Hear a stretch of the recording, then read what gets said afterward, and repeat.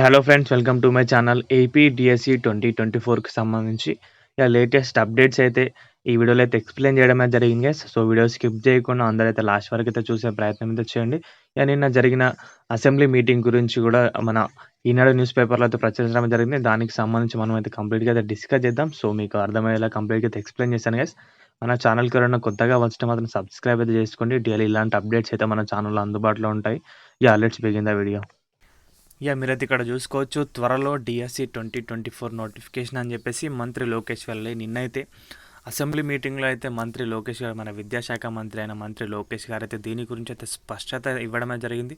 So అభ్యర్థిలో ఉన్న confusion కాస్త clarity అయిందని అయితే అనుకుంటున్నాను. ఎందుకంటే కొందరికైతే అసలు డిఎస్సి ఉంటుందా, టెట్ ఎగ్జామ్స్ రాస్తా ఉన్నాము, డిఎస్సి ఉంటుందా లేదా అని చెప్పేసి అయితే వారికైతే చిన్న కన్ఫ్యూజన్ అయితే ఉండే. చాలామంది అయితే గాబరాపడిపోయారు. సో దాని గురించి మంత్రి గారితో నేను స్పష్టత ఇవ్వడమే జరిగింది. సో ఈ విషయం అయితే చాలా బెటర్గా అని చెప్పొచ్చు. యుద్ధ ప్రాతిపదికన డిఎస్సి 2024 నోటిఫికేషన్ జారీ చేసేందుకు చర్యలు తీసుకుంటున్నామని విద్యాశాఖ మంత్రి లోకేష్ వెల్లడించారు.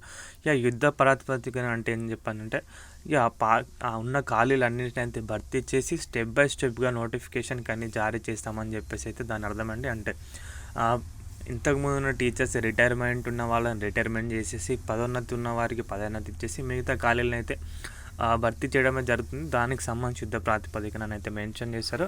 వచ్చే ఏడాదిలో ఖాళీగా ఉన్న ఉపాధ్యాయ పోస్టులన్నింటినీ భర్తీ చేశామని ప్రకటించారు. వచ్చే ఏడాదిలో అంటే ఈ 2025కి సంబంధించి 2025లో నోటిఫికేషన్ చేస్తారు కదా, మన ఫిబ్రవరి అండ్ మన ఏప్రిల్లో అయితే ఎగ్జామ్స్ ఉంటాయి కదా, దాని గురించి అయితే వచ్చే ఏడాది అని చెప్పడమే జరిగింది. బుధవారం శాసనసభలో భాజపా సభ్యుడు విష్ణుకుమార్ రాజు మాట్లాడుతూ 1998 డిఎస్సి ద్వారా మిగిలిన వారికి ఉద్యోగాలు ఇచ్చే విషయాన్ని ప్రస్తావించారు.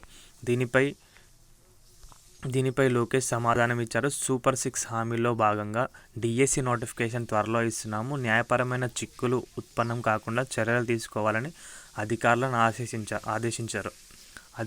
ఆదేశించారు. వారైతే ప్రభుత్వం పదవిలోకి రాగానే, అంటే టీడీపీ ప్రభుత్వం రాగానే ముందుగా అయితే డిఎస్సి పైన అయితే సంతకం చేసిన సంగతి అయితే అందరికీ తెలిసిందే కదా, దాని గురించి అయితే మాట్లాడారు. అదేవిధంగా 1998 డిఎస్సికి సంబంధించి పెండింగ్లో ఉన్న 3939 పోస్టులు భర్తీ అయ్యాయి.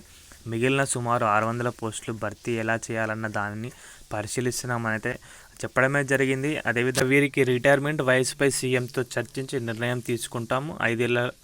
5 ఏళ్లలో 20 లక్షల మందికి ఉద్యోగాలు ఇచ్చేందుకు ప్రణాళికాబద్ధంగా ముందుకు వెళ్తున్నామని చెప్పేసి లోకేష్ గారు అయితే దీనిపైన స్పష్టత ఇవ్వడమే జరిగింది. సో అభ్యర్థులు ఎవ్వరు కూడా గాబరపడకండి, తప్పకుండా డిఎస్సి అనేది అయితే కండక్ట్ అయితే చేస్తారు. ఒకవేళ వెనక ముందు అయితే అవుతుండొచ్చు, కానీ డిఎస్సి పైన అయితే మన విద్యాశాఖ మంత్రి గారి స్వయాన స్పష్టత ఇచ్చినప్పుడు మీరు ఎందుకని గాబరపడతారు. మీరు సంబంధించి ప్రిపరేషన్ అనేది అయితే మంచిగా అయితే చేసుకోండి. ఎట్లా ప్రిపేర్ కావాలని చెప్పేసి ఒక ప్లానింగ్ ప్రకారం అయితే ప్రిపేర్ అయితే అవ్వండి.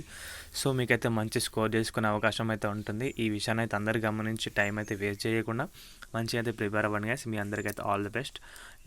వీడియోకి సంబంధించిన అప్డేట్ అయితే ఇంతే. ఇంకా దీనికి సంబంధించి ఏమైనా అప్డేట్స్ ఉంటే కనుక అయితే వెంటనే మీ ముందుకైతే తీసుకొస్తూ ఉంటాను.